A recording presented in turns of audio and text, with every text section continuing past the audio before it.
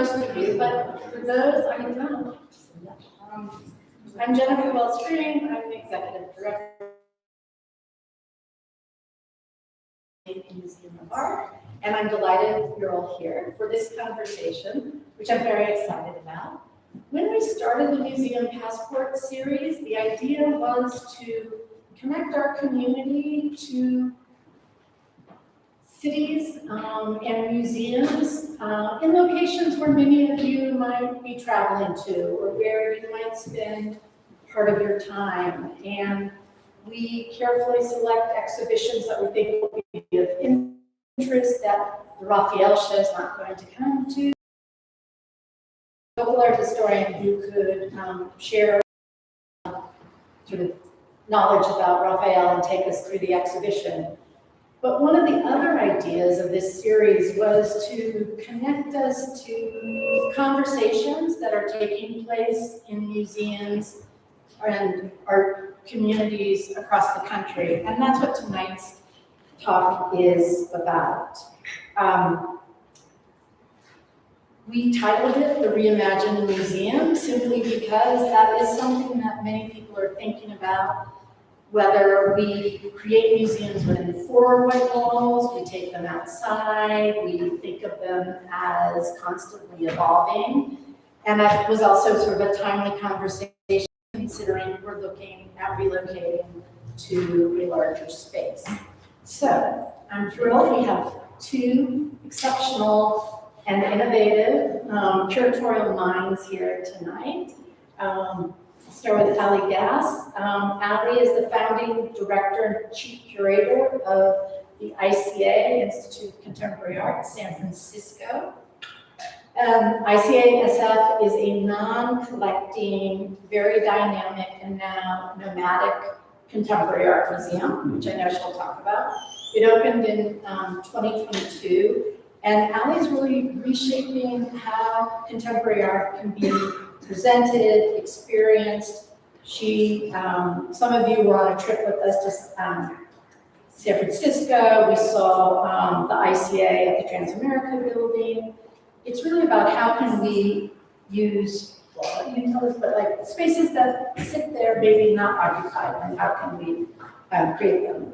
Prior to the ICA, Ali had curatorial positions at the Smart Museum and in Chicago, and serves as the chief curator at the Cantor Art Center at Stanford.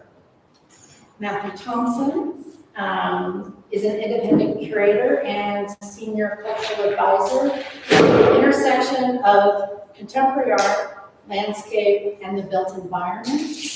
I did meet Matthew first when he was a curatorial fellow at the Hammer Museum, where I worked many, many years ago. And I think you're known for having extraordinary relationships with artists of all phases in their career and making very big projects happen, whether that's in Aspen or LACMA, or more recently at Powder Mountain. Matthew will take us through a number of those projects. I think we're really interested, since he worked on a large curatorial project at Powder Mountain in Utah, a ski resort, like, given that that's part of our environment here, curious to see what he has to say about that. But Matthew's also held curatorial roles at the LA County Art Museum and at Aspen Art Museum, alongside some very interesting advisory work. So we've asked each of them to give remarks for about 15 minutes, and then I'll come back up and we'll have an interesting conversation. And with that, I think that first, I just have to figure out, oh, it works. Okay, you don't have to read this. I'll tell you a much longer version of that story, but it'll be there for you to look at. Okay, so I am Ali Gass. I am the founding director of ICA San Francisco, and let me explain to you, because ICA San Francisco is a crazy and wild institution. We call in the Bay Area, in a very Bay Area language kind of way, a stirred up art institution. So in 2021, I had spent my career working at larger collecting institutions. I was at MoMA, at SVMoA, and then University Art Museums at the Cantor at Stanford, or the Smart University at the University of Chicago. And in the middle of the pandemic, a handful of amazing art supporters and I in San Francisco, where I spent a lot of my career, kind of got together and we're like, this is sort of an amazing moment where a lot of challenges in the art world have been kind of laid bare. The need for institutions to be able to be nimble, the need for institutions to evolve with their evolving cities. And so there was this idea that great contemporary art cities have all different kinds of institutions. They have big collecting institutions, they have university art museums, they have smaller, more locally focused nonprofits.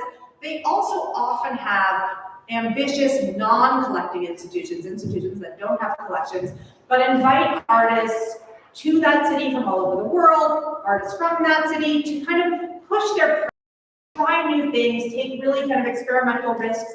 And San Francisco didn't really have something like that. So there was this idea that San Francisco was sort of ripe for a non-collecting, ambitious institution that would kind of be missioning artists to make new work, be in its wheelhouse. But also we would kind of, in its founding, put in kind of investigating what the contours of viability or even sustainability for an arts institution in that moment would look like. That if we had the privilege to start a new institution in the middle of the pandemic, in this moment when so many challenges for arts institutions, for funding, for thinking about what the future of who got to be shown in museums or who got to come to museums, were kind of laid bare. Those were sort of these kind of fundamental inequities had been laid bare, that we were going to try to sort of put in our founding mission some of those tenets. So we decided that we would start an institution that had nimbleness in its DNA. Again, this very Bay Area startup ethos, that this idea of being able to sort of turn on a dime, which for any of you who spent any time in a big institution, you know, that's not in its DNA. So we were going to say, we're just going to open an institution and try some things. And if those don't work, we're going to be able to say that didn't work, and we're going to turn on a dime and take a left turn, which is really not how museums work at all. We were going to be free. That's also a really big challenge, because a lot of institutions in their model have the door or revenue or the ticket sales are part of how you achieve that. So our entire business model was going to be philanthropy, has been the whole time, which is also a fairly large challenge. And that we were really going to sort of put on the world around us, whether that was San Francisco and eventually thinking about what the city needed and how we could be always thinking about, like, what were the other institutions in San Francisco doing and how would we be able to ensure that we were serving something that wasn't being served, right? So that was the founding of the ICA. Opened our doors in a warehouse in Dodge, which is a neighborhood in San Francisco, and we were able to, like, incredibly raise a significant amount of money to sort of make that space, which had been sitting vacant for a while, activated by artists. We opened with the artist Jeffrey Gibson, who went on from there pretty quickly to represent the United States. But the reason I'm telling you the story of what we did with Jeffrey was that when I called him and I asked him, hey, we're opening this new ICA in San Francisco, would you do this with me? I really wanted to kind of throw down a gauntlet about the kind of level of artistic practice that ICA was there to do. And Jeffrey was like, yeah, I'm totally into this. But for those of you who don't know Jeffrey, and I'm going to come back to Jeffrey when I actually start showing you smart, which I promise I'm going to do in a second. He was known at that time largely for a painting and a sculpture practice, for a body of work that was, he's an indigenous artist, Cherokee Choctaw, but also trained in modernist, largely American painting practice, abstract work. And so his body of work was often combining those things. He made paintings and sculptures, but he said to me, I want to do this, but I've been working in video. So I want to make a major immersive video installation. And I don't want to show a single studio-made object. And I was like, seriously? Not a single, like, amazing Jeffrey or painting? Because that's what you're known for, and that's what people will want to see. And he was like, no. And so this was like a real moment of trust your artist. We knew that he was at a stage where he was ready to, like, really experiment. And so that became incredible 60-foot long immersive video installation. that I will show you later what we did with that years later, 5 years later. And then he excavated the floor of this very non-precious space to make a little land acknowledgement where it showed the earth beneath the building, because we had this kind of warehouse space that we just turned the building itself into an artwork. And that became a real sort of model for what ICA did with artists. It became this sort of like, hey, what's in your back pocket? If you had a little bit of time and a little bit of funding and a little bit of kind of, I've been working on this in my studio and I have this idea about what's next, what would you do?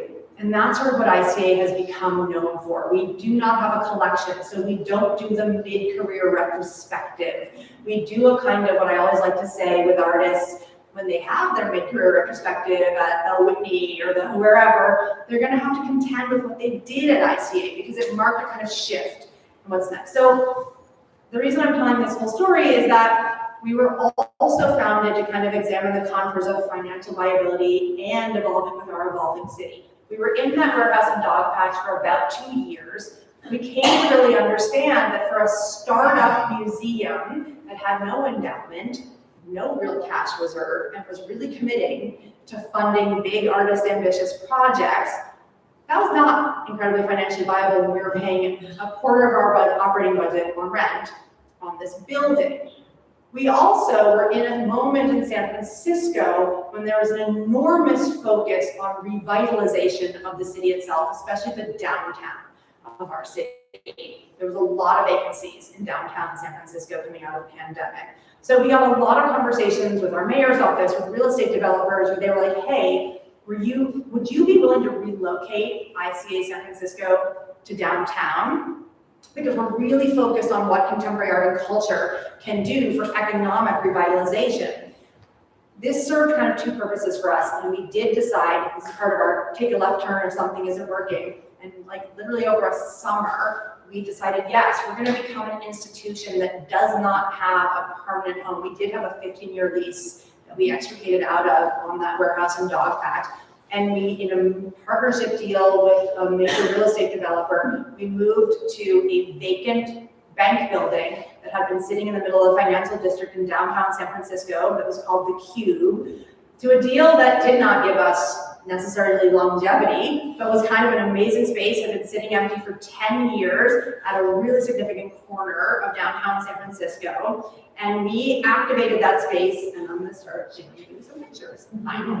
Oh, first I'm going to show you, this was our first kind of foray outside of, this was next to the dog patch warehouse. This is the artist Patrick Martinez, a great LA artist who did an exhibition inside our warehouse space.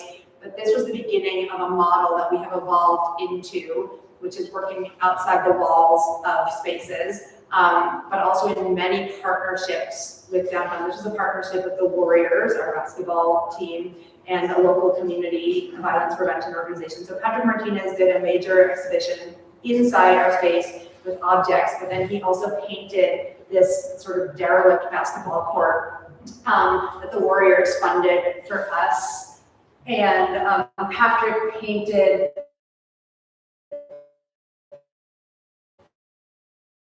a lot of the partnership. Start with this because this was a real evolution.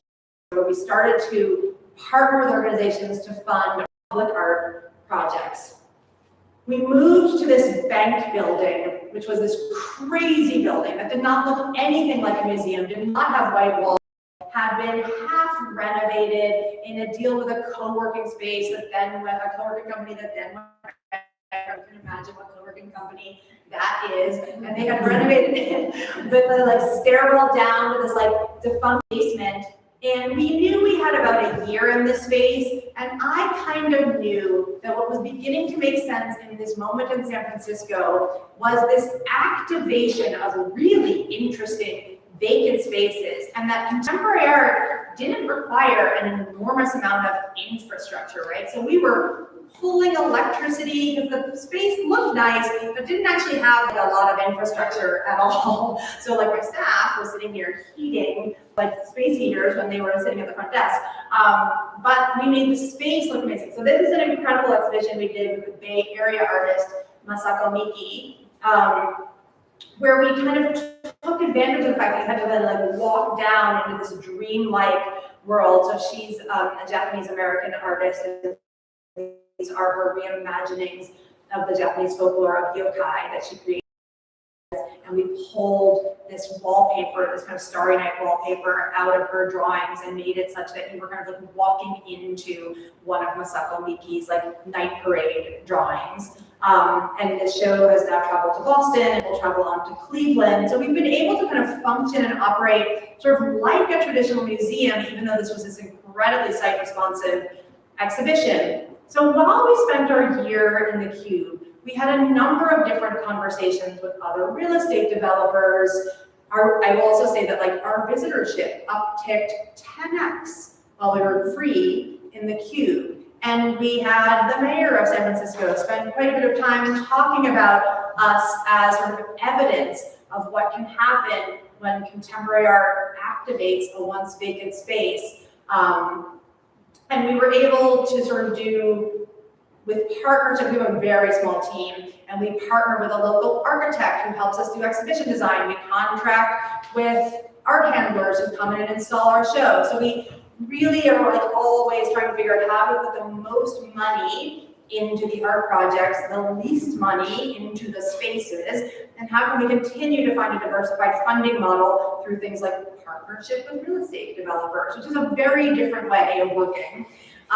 So we spent about a year in the Cube, and during that time, what kept happening was something interesting. People kept coming to us and saying, like, would you activate this space? Would you activate this space? And so about 18 months ago, we really decided to lean into this idea of being truly an institution that did not have a home. And there are models like this in other cities. In New York, there are a handful of really interesting organizations. This didn't exist in San Francisco, and we're continuing to evolve, but there's Creative Time, there's our production fund, there's Public Art Fund. They all have slightly different models, but we really announced that we are an intentionally nomadic institution that activates significant architectural spaces and significant public spaces around San Francisco with the highest level of contemporary artistic practice, with museum scale, museum quality art, allowing artists still with that language of dream big, push your practice. So what I'm gonna show you are a handful of projects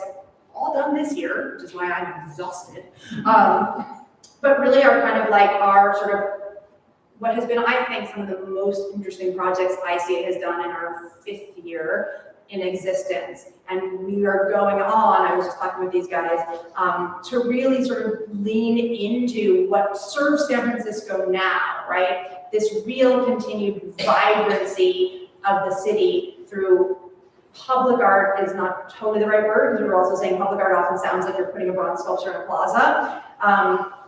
But we went from there, we left the Cube. This is the Transamerica building, which I should have a picture of, I realize, but it is sort of the iconic triangular building. If you see the like cityscape of San Francisco, at the back of the Transamerica building, there is this sort of beautiful glass annex space, and they invited us to activate that. And it doesn't have any walls, and it really wanted an artist whose work just completely responds to light and space. And I have worked several times with the really wonderful sculptor Tara Donovan, a great MacArthur genius-winning artist who she makes work out of finding one found industrial material that she like sort of morphs into like often room-size objects or single sculptural objects by the act of accumulation. She doesn't like cut or change the object. So this is these are sculptures made entirely of CDs, castaway recycled CDs. So these are called her stratagems, and the reason these Tara Donovans work so well in this space is, of course, they reflect and refract light, but they also actually speak to the language and the architecture of the Transamerica building itself. So although we didn't actually commission these, this was her most recent body of work, they feel incredibly site-specific. Right beyond this glass, the back of the Transamerica building is this like jewel box in the heart of downtown San Francisco, this redwood park that many people actually didn't. I lived for 20 years in San Francisco and didn't even know it was there. So also they speak to this incredible like sea of 20 redwoods that is like right in the middle of the park. So Transamerica asked us to do the annex space and then also do sculpture in the Redwood Park. And this was like a really fantastic model. I will also say much of the funding for these projects came from the developer of the Transamerica building itself. So it's also a really interesting way to fund what I felt was a phenomenal artistic contribution to the city of San Francisco, but to get something done for these artists as well. So in the Redwood Park, we did this really insane project. Again, I was like, I don't just want to do like sort of a sculpture there. We worked with this artist, Lily Kwong, who is a botanical artist. She had just done Madison Square Park in New York. Mostly what she had done up until this project was work with plants and earth and done a like big planting project. Her project in Madison Square Park had like broken attendance records. When we came to her, or she came to us, or some version of it, she said, you know, I really have an idea that I want to try. And this was pioneering partnering with a 3D printing company that was for the first time working with printing with organic materials. So the idea was that they were going to create these bricks that are organically printed, so it's like a concrete substitute, and then print these seeded soil blocks. So we started this project, and the idea was this like building public art in public idea. So we started during SF Art Week, which was in January, where people came and literally there was nothing there, but we had this robotic arm and an unused retail space at Transamerica, and people were watching these bricks being printed. It was kind of amazing. And then they were watching the seeded soil blocks being 3D printed. And so over the course of 6 weeks, people would sort of come and go and watch the project in production, and then they watched it being built. And it's kind of this incredible structure that people come and spend time in, and then the seeded soil blocks actually bloom. And then some of this moss blooms in the interstitial spaces as well. And so the project sort of continues to change and evolve. There's also a partnership with the Altadena Seed Library. So there are seed packets that people can take and become kind of human pollinators around the city. So this is a kind of like very different sort of a public sculpture that kind of lives and evolves, and people are invited to be sort of participants within it. So that's our contribution to the Redwood Park, where it sits amongst these redwoods. And then this is a return. We were also asked to activate, and we were asked by sort of our mayor's office with a major initiative. The Super Bowl was coming to the Bay Area this year. And so this is part of our evolution to really be in partnership with the city and go where we are kind of asked to go. A Bloomingdale's in San Francisco had just closed, and people were like really traumatized about this vacant mall, which is upsetting. And the Super Bowl was coming to San Francisco, and this heart of San Francisco near the convention center needed some vibrancy and activation. Millions of people were coming, and they came to ICA and they were like, can you guys help with this vacant wall? It's a city block long wall on the vacant Bloomingdale's. I was like, well, I cannot bring a mall back, but I can see what contemporary art can do. So I called Jeffrey Gibson, and I was like, you know, it's been a long time since we opened ICA. We've evolved into this really nomadic model. Would you be interested in returning, like we're at this inflection ICA with, and reimagine those like incursions as this public art work? And he was like, do that. And it was this incredibly cinematic installation that he did. And so imagining of a project that was called This Burning World, those video works that he had shot in upstate New York where he lives, and a little bit in the Bay Area when he came on studio visits.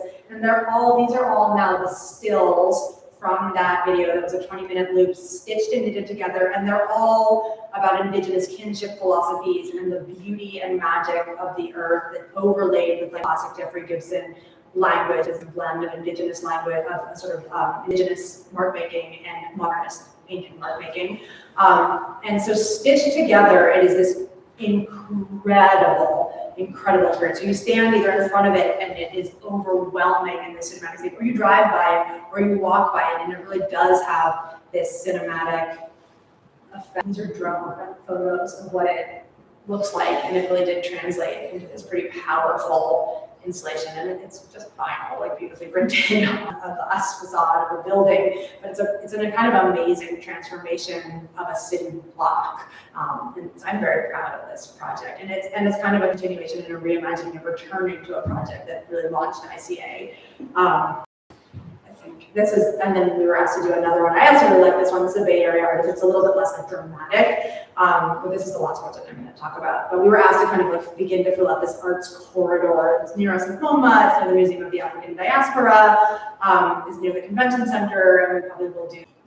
For me, thinking about what it means to be a curator, I can't stress enough, it was the ideas of artists, this idea of being in service of artists, of listening to their biggest dreams and their passions. Somebody like Werner Herzog, who imagines, kind of impossible things, and then makes that the subject of his work. Certainly somebody like Nancy Rubin's working at a scale and complexity that, at the time that she started working was not really thought of as being even open to most artists, let alone most women artists.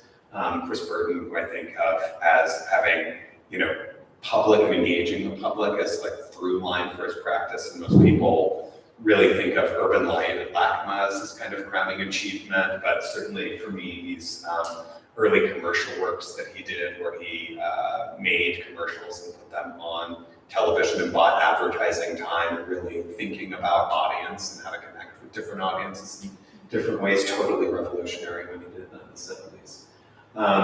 And so a lot of my earliest thinking, and here's a diagram, it's a little small, so I'm sorry about that. It's my first time drawing this diagram.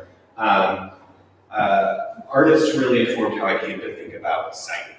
And so I think of almost all of my projects as in some way being site specific and really being informed by how artists think about site specificity in different ways. And so for me, the site is not just a place, but it's this nested concentric ring of ideas. And so the first kind of layer of it is the physical site, the kind of the ground, the light, the primary environment that you're in, your relationship to the work, your own body, the weather around you. That's kind of like the most primary example of the site. But then that physical site always sits within a larger community site, right? And so that's the kind of local and regional dynamics, the history, the people that are animating the work on a daily basis, and the economy within which it sits. So, a place that's driven by a tourist economy has a very different site than an urban site that might not have the same dynamic. Within that, a kind of a programmatic site, so if the work is stewarded by an institution or part of a larger framework for people encountering it, what does it mean within that context, and how does that context change the encounter with the work? Then the relational site, to me, that's really these layers of trust and time and sustained attention. And so that index is not just the community that might steward a work, but the long haul kind of the patronage that's required to sustain ambitious institutions, ambitious works of art. The real care that goes into building projects for a place.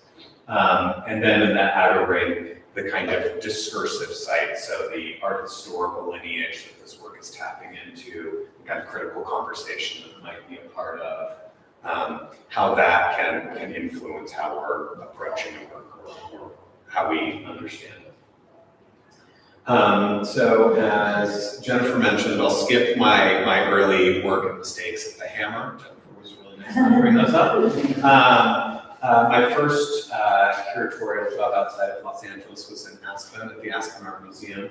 And as a young curator, I quickly learned that if I wanted to do shows, I was not going, I was going to have to wait a long time, right? It's this like, the problem would be like, okay, great, your first show can be in this gallery in 3 years. And I was young and ambitious and impatient and didn't want to wait. So for me, the turn to thinking about public art and working in public spaces also came out of a kind of a necessity. We had a very, very small building, only 2 gallery spaces, and it was programmed 2 years So when I found out that there was a 4th of July parade in town, and that the museum had historically, and then stopped for some reason, in the 70s, the museum had commissioned artists to do floats for the parade. I thought that that would be a great place to start. So this is a float. This is the artist Dave McKenzie, a really wonderful artist from New York who does a lot of performance work and larger projects that are really based on kind of intimate encounters and relationships. He had at one point done a video where he turned a video of the Macy's parade, which had a Bill Cosby float. This was obviously many years ago. Different, talk about the discursive site changing. And Bill Cosby was the subject of the first parade float in the Macy's parade to depict an African American. And so, as a kind of an homage, Dave made a self-portrait as Bill Cosby, and did it in a video because he that was just like the way he could kind of create the gesture. And I saw this and talked to him and I said, "Did you ever think about actually making a float?" He was like, "No, that would be crazy. Who would do that?" I said, "We have a parade." And so we made the float, and then that stayed above the museum. We actually anchored it to the museum and kept it inflated for a few months. So it was this kind of untethered, sculpture that really kind of moved with the wind. It was quite beautiful. Another work that we did, really thinking about the context of the town. Obviously, like Sun Valley, Aspen has a thriving tourist economy, and so a lot of people, when they come and stay there, they're staying in hotel rooms. And so I was doing a larger project with the artist Chris Martin, a Belgian conceptual artist, who has a deep obsession with the mountains, and a particular obsession with the Dostoevsky novel, The Idiot, in which mountains play a very prominent role. Mishian, the protagonist, is sent to the mountains to kind of restore his health. He suffers from epileptic seizures. And so Chris created this wonderful work, which he thinks of as a self-portrait, excuse me, where he hand transcribes the entirety of the novel and set a kind of conceptual rule that if he made a mistake, if he had to cross out a word, or if he wrote something wrong, he had to start all the way over. And in the book, he inserts his own name for Mishian. So we decided he had made that work as a kind of single sculpture, usually displayed in a vitrine, and we scanned the entire work and made it into a pocket Bible. And this was put into every single hotel room Took a lot of fun. There was no signage, nobody was told about it. Of course, the front desk would have like a script that we gave them to explain what it was, but otherwise it was something that would only be encountered purely through serendipity. Many people would call the front desk and say somebody left their journal, and they would say, "No, that's over. You're welcome to take it home with you, or to leave it, or you could steal the Bible or not steal the Bible." This is an image of the Wheeler Opera House in Aspen, this historic opera house, and as part of a larger exhibition, mostly public art, that there was a gallery component. I invited the artist Francis Stark, a fantastic Los Angeles-based artist, to realize a new work for this project. And she had told me that she wanted to do a performance, which she had never done before. This is also before she had done any video work. So up to this point, she had only really done painting and works on paper. And she came to Aspen and went through the archives of the Historical Society and found a play that had been produced at the Wheeler in the 50s called I've Had It, which was about servants rebelling against, or people in the service economy rebelling against the rich in the town. And so she created a staged version of it. We collaborated with the music school, the Aspen Music Festival and School, and so you can see students on the wings right there, and it included this beautiful Haydn work that is called the Divertimento, and is a piece for string quartets that's mirrored. It's played forwards and then mirrored and played backwards, and so the two string quartets would kind of play it, but they're moving this way and then this way, if that makes sense.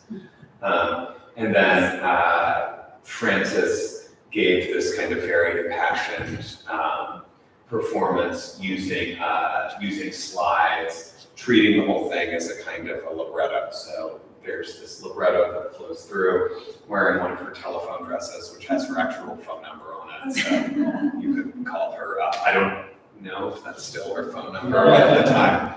And then the dress for the duration of the exhibition was installed in the museum, so people would come and find the dress and call her. So in a lot of these cases, you can see kind of playing with the context, not just the site of Aspen, but the context of a resort community, the history, these kinds of different layers, and providing these entry points for artists to really dig into some of these things. And this one I'm also sharing just because it could resonate with a lot of what Ali was talking about with the ICA, that set Francis on a path of doing a really transformative body of digital work, both video, working with online communities that became the subject of, the kind of core of her mid-career museum survey was included in a number of biennials. And so this was like a really transformative moment. I too share the, my favorite thing to ask an artist is, is there something that you've ever wanted to do that nobody was crazy enough or dumb enough to say yes to? That's usually the project that I'm doing. The last two images that I'll show are two projects that I did with the artist Susan Phillips, a Scottish artist who works primarily in sound. And more than just sound, her work is all sung, and it's her own voice singing. She has a very beautiful but very untrained voice, and so the quality of her singing is kind of like a mother singing to a child, singing to sleep, or somebody singing to themselves in the shower. And so her work always combines this notion of really animating a site or a piece of architecture in a public way to communicate with the audience, but then to give them an experience of real intimacy and emotional fragility. On the left is you can see like a little speaker installed of the bridge. That's a bridge over the Roaring Fork River, right outside of the old location of the museum. And for that installation, she's singing a Syd Barrett song, an early Syd Barrett song called Long Gone that has this descending melody and is about the passage of time. And so really thinking about that location on the river, this bridge. On the right is the works that we were able to realize on Aspen Mountain. That's the trestle bridge. The speakers in this case installed under the bridge. And it's a song by a group called the Fleet Foxes called White Winter Hymnal, where the singer layers in this vocal where he says, I was following the pack, I was following the pack, I was following the pack. It's really kind of these beautiful kind of primary moments of thinking about people just funneling through a cat track, and it's like the kind of least spectacular part of the mountain, but a really fantastic bridge in this moment where you're like skiing over this ravine. It was pretty wonderful. So from Aspen, I went to the Los Angeles County Museum of Art. I'm not going to spend too much time on the works at LACMA, but part of my role, my position there was the director of collection development, so I worked to acquire work for the museum and really partnered with the director on thinking about strategies for acquiring immersive works for the museum. One big part of that strategy was really to rethink the threshold of the museum. A lot of times, especially in big cities, if you're going to go to the museum, it has to be a very intentional act. You have to say, like, I am the kind of person who goes to the museum. I'm going to go to the art museum. LACMA has the advantage of being in a kind of park-like setting, and so we could install larger scale immersive works outdoors on the campus as a way to bring people in, for people to be able to experience art if they're just walking their dog, if they're just walking down the street. You know, they don't have to self-select and intentionally come into the museum. And part of that strategy in terms of thinking about site, while large-scale sculptural works at museums are nothing new, often when, you know, especially during this time in the kind of early 2000s, if you would go to a major international museum, you would say the same or similar works by the same or similar artists. And so for LACMA, it was very important to ground this in California and Los Angeles and the larger artistic history of California. And so all the major works on the campus are either Los Angeles artists or California artists on the left. Which doesn't really look like an artwork, are the Palm Gardens designed by Robert Irwin. There are, I think, 17 different species of palms planted all around the LACMA campus. Palms being incredibly old, almost like primordial plant species. And so Irwin's thinking about the relationships and the adjacency to the overhead carpets. In the center is Chris Burton's Urban Light, one of the most well-known public artworks, and at the time, the most photographed. I think that there was a time when this was the most Instagrammed artwork in the world. It's on 24 hours a day. Chris thought of it as building a house with a roof of light. It's assembled from street lamps, vintage street lamps that have all been refinished from all the different parts of Los Angeles. So this idea of bringing the whole of Los Angeles together in one place under this kind of temple, and very playfully and provocatively sited towards the curb at the front of the museum. So the entrance to the museum is not architecture, it's art, but also playing with the kind of neoclassical temple facade that you might think of if you think of, you know, like the Met or the Philadelphia Museum. On the far right, Michael Heiser's monumental levitated mass, a work that he conceived in '68, broke the crane the first time he tried to build it because the rock was too big, and was spent the next 40 years looking for a rock that was big enough to realize it, and finally found one in a quarry in Riverside. There's a whole, I won't belabor the whole story, but there's a whole documentary of like how they made this work and transported it to LACMA. This was on opening day, and it became this kind of huge event. And then kind of transitioning into the contemporary art building, the first thing you see is on the top left, Barbara Kruger's elevator. And so the entire elevator shaft, all 4 floors with this monumental Barbara Kruger really calling your attention to consumerism, the kind of consumption of culture. On the top right, Bruce Naumann's For Beginners, this monumental video installation that's really just hands in different combinations, and it's a beginning piano exercise that he completes all the different permutations of his thumb and 4 fingers. Another monumental work by Chris Burton, Metropolis 2, a kinetic sculpture on a very large scale with matchbox cars. There are, I think, like 12,000 matchbox cars that churn through that sculpture, really getting in a very playful way at the energy of the city and thinking about different urban dynamics. And then the bottom right is James Turrell's Breathing Light. At the time, it's a Gonsfeld work, the kind of Turrell work that you can actually get up and go inside. At the time, it was the largest, I think it was the largest Gonsfeld work, but Jim was always building bigger and bigger things. We had done a very large scale James Turrell retrospective at the museum and used as an opportunity to acquire a number of works for the permanent collection.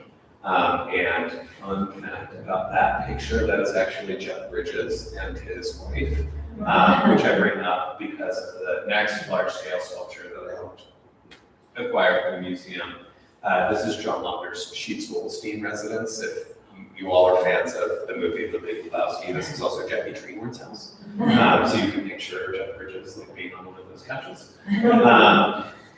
And thinking beyond just contemporary art to domestic architecture, and especially experimental domestic architecture being one of the great cultural patrimonies of Los Angeles and Southern California. If you think from the early Irving Gill houses through the case study program to like Frank Gehry's own house, there's this tremendous legacy of these incredibly important, very sculptural residences that really redefined architecture, redefined the notion of experimental living in California, but often they're private residences, so they're hidden away in these very inaccessible places. We were talking about how do you start to kind of collect this at the museum level, and there are many museums that have much better collections of drawings and models and archival material related to architecture. Wouldn't it be cooler to just collect the houses? So we convinced Jim to give the house and an endowment as a promise gift. He still lives there. But over time, that'll be stewarded and more objects will be added to the museum's collection. So I eventually left the museum field, both out of a kind of frustration with the bureaucracy of working in a big museum, and for a large museum, LACMA is about as nimble as they come. And, you know, I had a very long leash to do crazy things, but I wanted to continue to expand and kind of push on what I thought was possible and the kind of scale of art projects that I could work at. And I had also never worked in the commercial sector. So I joined an art advisory called Art Agency Partners. It was started by a former curator named Alan Schwartzman, known for building very significant private collections, but also a few public collections, notably the Warshawski collection in Dallas. And this is an image from his large-scale project in Brazil called Inhotim. It's a 5,000-acre botanical garden in the Brazilian rainforest, where there are a number of very large-scale artists, sculptures in the landscape. And so this really spurred me to think about also kind of going deeper into the landscape and really thinking about the landscape as a system and thinking about how artists are engaging in ecologies. This is just not a project that I was involved in, but a really beautiful slide and placeholder. This is a kaleidoscope by the Icelandic artist Ólafur Eliasson, which brings us to powder. So after about 5 years working with Alan on a number of both existing projects in the advisory and some new projects in formation, I formed my own advisory. And I won't go into all of those projects. I figured that the kind of Powder Mountain project would be the most relevant to think about within the context of Sun Valley. But you're seeing an image of the artist of SVMoA, splits down between Los Angeles and the Bay Area, really fantastic sculptor, known for a series of bells that she makes. Davina thinks a lot about the kind of historic function of bells as a kind of device that marks time, that convenes people, that signals warning, right? There's all these tremendous kind of long cultural associations with bells. And so for this project, which I should probably give a little bit more context to, this is a larger scale project at the Powder Mountain Resort in Eden, Utah, where the remit was to turn the resort into a skiable sculpture park and really integrate large scale work into not just to have it on the mountain or in the town, but really to integrate it into the experience. And I say skiable sculpture park, that's like a very sexy shorthand. It is also accessible in the summer. There isn't much of a summer economy in Eden, so this is part of a larger strategy to really make Eden more of a year-round destination. And so all of the works that you'll see are not only, you can ski to them, but there's also a network of hiking trails that takes you to them. Very interested in how the body changes when you're under physical exertion, the different kind of neurochemical things that happen. So your kind of sense of your own embodiment becomes much more pronounced, your focus narrows, your sense of time stretches. And so we wanted to create an art program that not only kind of spoke to the activity, but that was literally more resonant when combined with the activity and vice versa. So having hiked to an artwork, you might have a deeper or more profound or stickier neurological experience of it than if you're just seeing it in a gallery.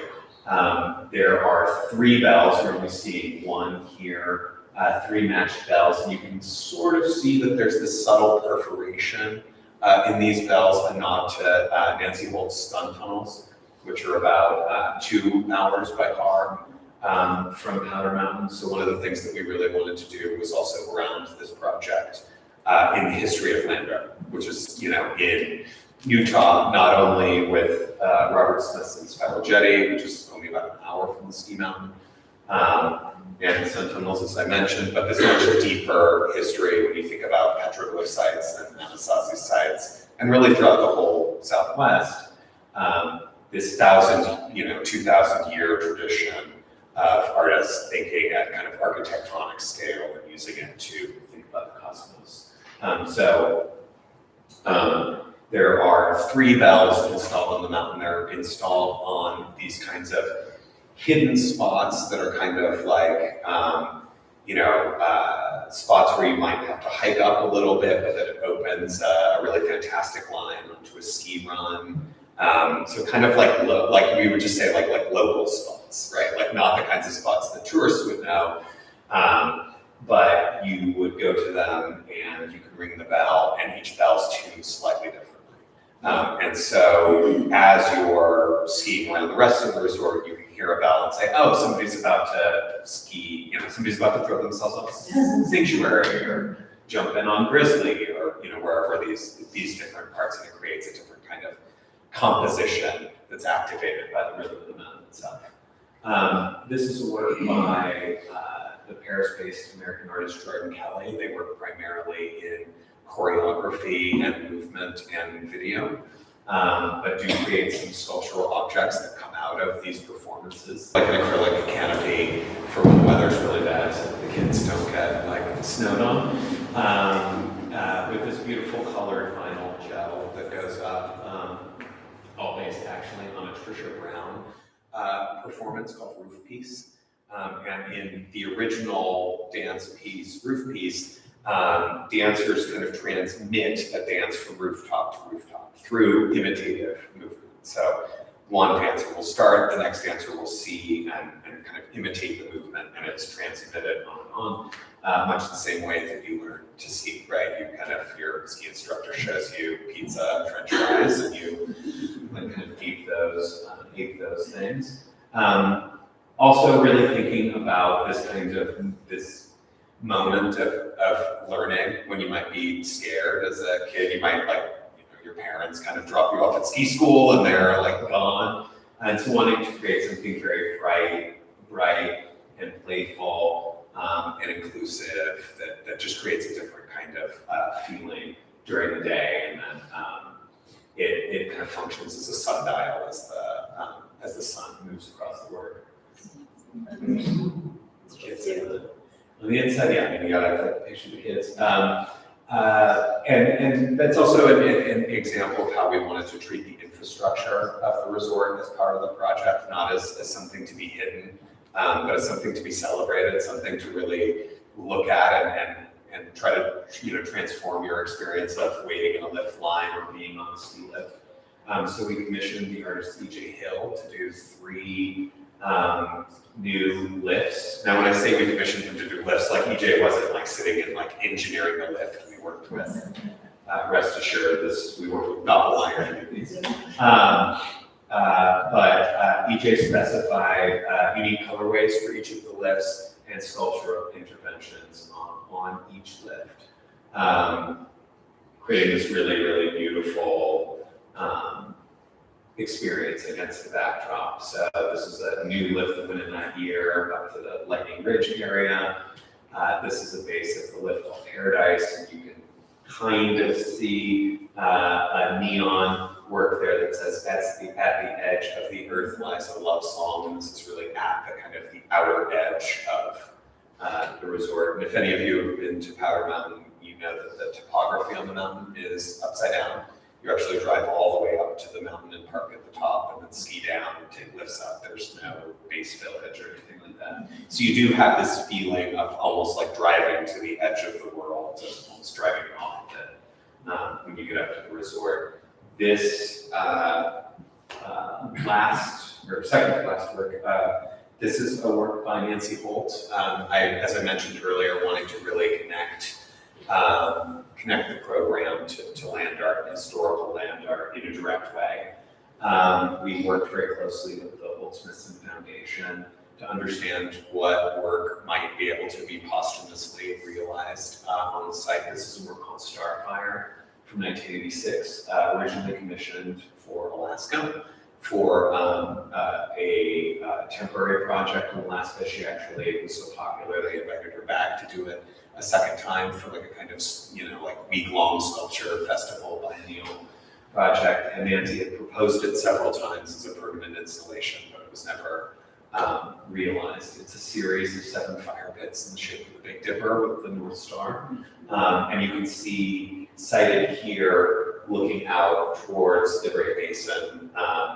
If you kind of kept following the line on the right of the Big Dipper, it would point pretty much directly into the sun tunnels. You can't actually see it from there, though I've lied to many artists and told them that you can see spiral jetting there. You can see the hill that blocks you from seeing spiral jetting, so I figured that was enough. But also playing with, again, playing with the kind of the language of the resort, fire pits and these other things, but also the notion of art being a way to kind of understand your position, your place in the world, how stars are used for navigation, and this kind of energy loop when you think of the light of the sun coming down, causing plants and trees to grow, then wood being cut up, burned, releasing carbon, that going back into trees, this kind of loop. And then the last work is a work by the Japanese Monoha artist Nobuo Sakine. This is another historical work. This work from 1970 that he had drawn and proposed for Rome, but it was never realized. And so again, we worked with the estate in this case to realize a work that had never been realized. Though I would say shortly before his death, I was in conversation with him on another project. And we were kind of looking through a series of these older works that he had imagined. And he had gotten far enough along in kind of contemplating how the engineering would work that the estate was comfortable realizing the work in this context. Nature can make things look very, very small. That stack of stones is about 27 feet high. And it's a stone stack that kind of appears to cantilever out impossibly as if it's in the moment just before it's tipping over. A lot of the work of Monoha is really about the invisible forces between objects and in different situations. And so these notions of mass and gravity and potential energy, and it just felt like a very beautiful metaphor for thinking about skiing as being something that takes advantage of turns potential energy literally into kinetic energy.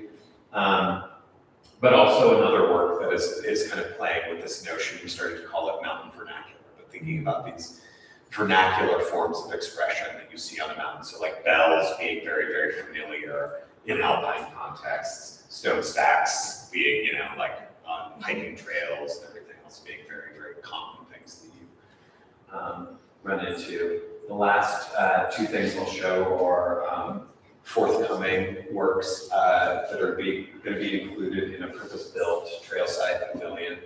On the mountain on the left is James Terrell Gonsfeld. I have been obsessed ever since acquiring the Gonsfeld for LACMA, not just because it's a work that you can kind of really come into, but for me, these are Terrell's works that most explicitly engage landscape. You have basically 2 chambers of colored light, and they have different, their lighting systems, at one behind essentially where these viewers would be standing, ringing the entrance, and then another one that rings this aperture that you don't see. And so it creates these two different, and for most of the experience, the lighting color is different. Every once in a while, they become the exact same color, and then your frame of reference to anything spatial around you totally disappears for a second. They're called the Gonsfeld because the German perceptual psychologist who first articulated this and why it happens was named Gonsfeld, and he was actually talking about snow blindness. So for me, this notion of kind of losing the horizon, Jim comes to this work through his activity as a pilot, but this sense of kind of losing the horizon, but looking inward, this notion of snow blindness, it just seems kind of too perfect for that to be on the mountain. On the right is another historic work, that's Bruce Naumann's Microphone and Tree piece from 1971, where a microphone a hole is drilled into a tree, a microphone is embedded into the tree, and then a wire carries the sound back to speakers in an otherwise empty gallery. You don't see the tree, you don't necessarily know which tree it is, and so you're left hearing the sound literally of like the inside of a tree, looking out at a vast expanse of trees, trying to find which one it is. So it's really in the implementation here. These works are both about looking in a way of looking without objects. So thinking about kind of connecting to nature in a different way, which was really for me a kind of core part of thinking about the project, is that you have this beautiful terrain and this really fantastic activity and all this great skiing. Just putting something there to look at might kind of cheapen that experience. So we really wanted to think about something that would really heighten your attention of the landscape, really make you feel yourself, to have a much more emotional experience, both in the landscape and inside, and think about how these things would amplify each other. But I hope that's all. That's amazing. Thank you.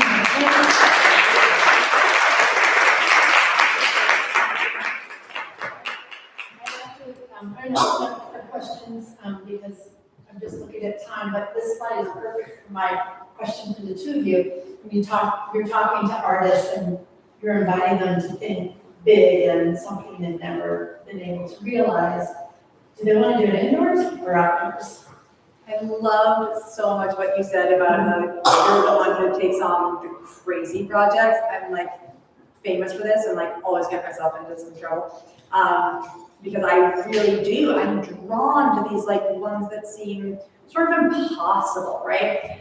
It doesn't really answer your question, but it excites me. And I think it's from years of working in museums. And I was actually just talking to a curator today at a museum about taking one of our projects. And she was like, I kind of envy you not sort of just having to fill a space, the same space over and over again. And for me, there was definitely an element of that in leaving the more traditional museum space. I have found I'm not so much offering artists that much traditional indoor space anymore, but I have found that like it really can light up an artist to like work beyond this kind of traditional gallery wall space and sort of respond to a site. I was very struck in your entire presentation about the like incredible sensitivity to sight. I want a copy of that diagram that you showed. So I think more and more contemporary artists who are working across a variety of media in different ways, like it helps push the ideas when you are really thoughtfully like thinking about these unique sites. So I'm finding more and more that it's like they're driven to unique sites, like whether it's indoor or it's outdoor, it almost doesn't matter. But I do think outdoors often brings a new variety of complications, right? Because it has to be able to live outdoors. So like Tara Donovan didn't have any objects that could like easily live. I think her first ever public outdoor sculpture now. But I'll just say like the non-traditional space that you can respond to is interesting to artists. Outdoors is a whole different ballgame. Yeah. Yeah.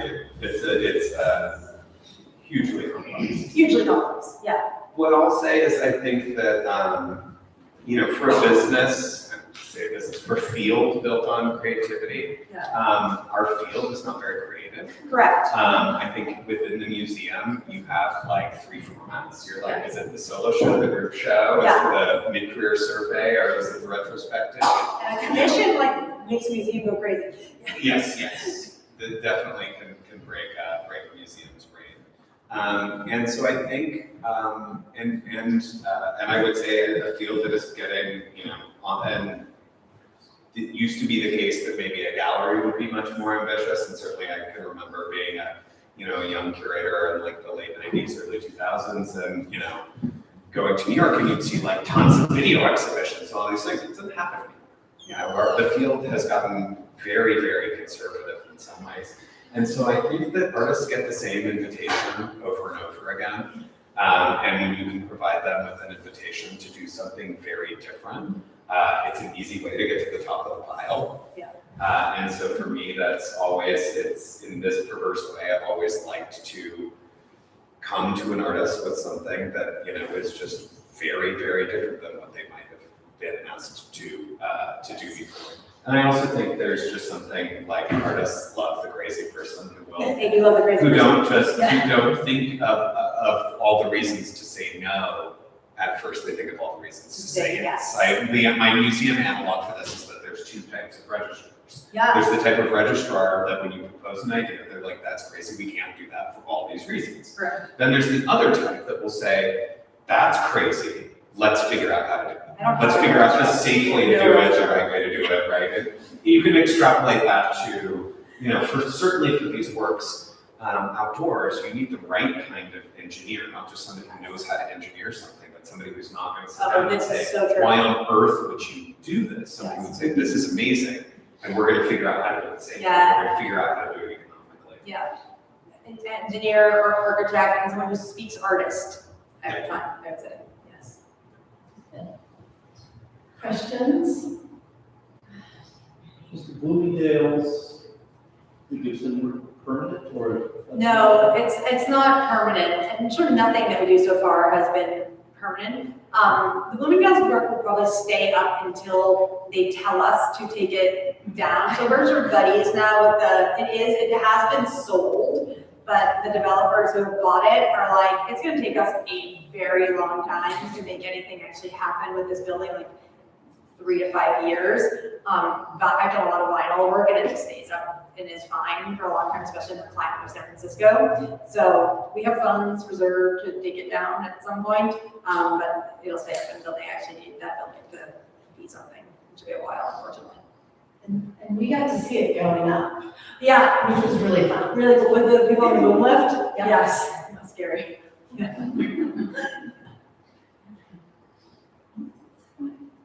Question about courage. Both of you have an enormous amount of creative courage and come from a profession that is fairly constrained. Yes. And I wonder if you could share anything about that. You know, you launched ICA, you had, That was done. you had support. No, you did have like groundbreaking support, and you got just these amazing recognizable curatorial things that we all recognize, and just left.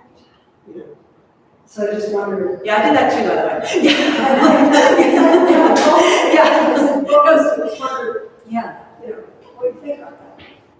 I mean, I say it all the time that you can't be, you have to be very comfortable with risk, sometimes too much to do what I do. And I am constantly, but you also have to, like, I have to recognize some limitations, right? Like I was joking with, not joking, I was honestly talking with these guys when I walked in. I was in my hotel room on calls with many of my board members today because we're making some conscious choices that what I can't always do is exactly what I want to do, right? So right now, a lot of what's available to me is where do real estate developers or where does the city really want to see projects go? Because there's not limitless funding available for ICA projects. Sometimes there have been, not limitless funding, but sometimes it's been really easy for me to just be like, here's my dream thing and my dream place to put it, and I can find some funding. for that. But right now, what really works well in our continual sort of evolution is to be a really good public art or activation, civic activation partner to the desires of the mayor's office of San Francisco, or some real estate developers who have really cool sites.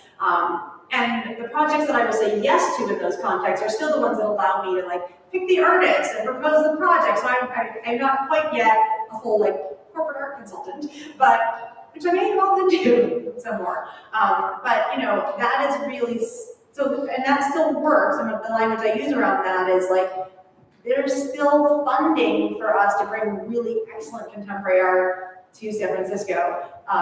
But yes, it has taken, not everyone is built for this, because there is still like the close your eyes and believe that I'm going to find the ability to do this. It was born for me, and you can speak for yourself, of like, you know, a 20-year career of working in big museums, and there was frustration with that, and this seemed more fun. I don't know if it was actually more fun.